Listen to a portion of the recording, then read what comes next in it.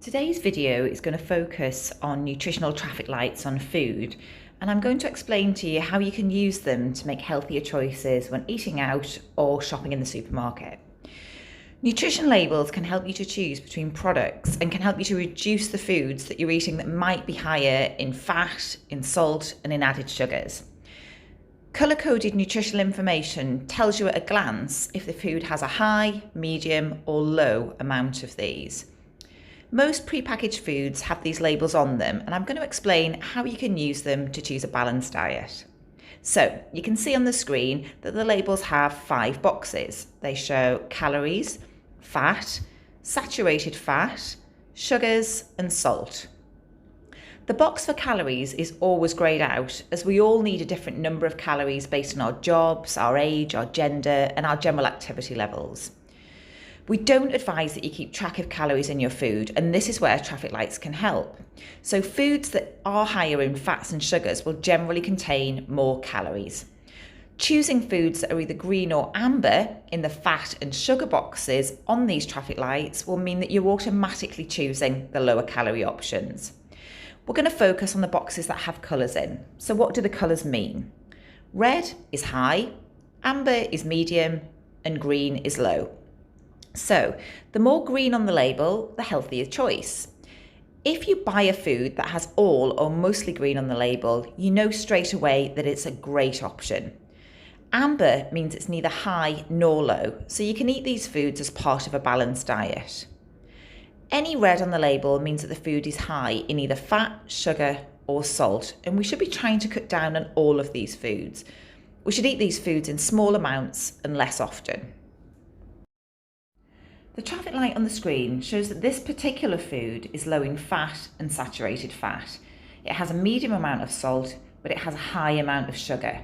Could you choose an alternative food with a more balanced traffic light? You also need to be aware of the portion sizes on these labels. If, say, a large bag of crisps contains 100 grams in total, the label may show that the serving size is half of the bag or 50 grams. If you eat the whole bag, then the traffic light would change and you'd probably be consuming too much fat and salt. So just be aware of portion sizes and try and stick to that portion when you're eating those foods. Let's have a look at traffic lights on real food in the supermarket. So here's an example of 2 different chicken Kievs. They're both available at Asda. The one on the left has a traffic light that is predominantly amber with 1 green. This is a great choice.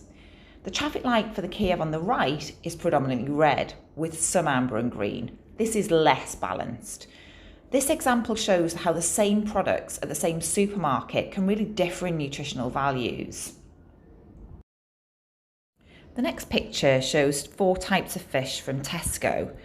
The top left picture is a pack of frozen breaded cod, and this is high in fat. It has a red traffic light, and so it isn't a great choice. The bottom left is also breaded cod, but this time it's from the fresh counter. This traffic light is mainly amber and green. This is a better choice. The top right picture is for another breaded fish. Again, this one's frozen, and it's a great choice. And the last picture is for plain cod fillets on the bottom right. This traffic light is all green. This is by far the best choice nutritionally. However, as long as the label is green and amber, you can make the decision based on the type of foods that you enjoy. The next picture shows 2 types of muesli from Aldi, and you can see that the bag on the left has a red traffic light for sugars. The box on the right is mostly amber and green. This would be the better choice.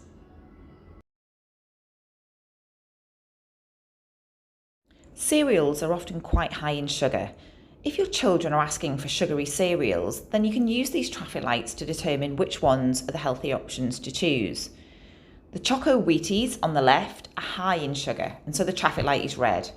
The Choco Hoops on the right are amber for sugar. So the Choco Hoops can be eaten as part of a balanced diet. However, a whole grain cereal like Ready Brek or Weetabix would fill the kids up more, so they're always going to be a better choice. So, we've seen how traffic lights can be useful when making decisions in the supermarket, but how about when choosing food when out and about? There's a Greggs on most high streets, and you can make some healthier choices when buying food on the go at Greggs. Here are a couple of breakfast options. On the left, we've got a bacon and sausage breakfast roll. This is high in both saturated fat and salt, so it's not the healthiest choice. On the right, there's an omelette breakfast roll. This is mostly amber and green, so this is a great option.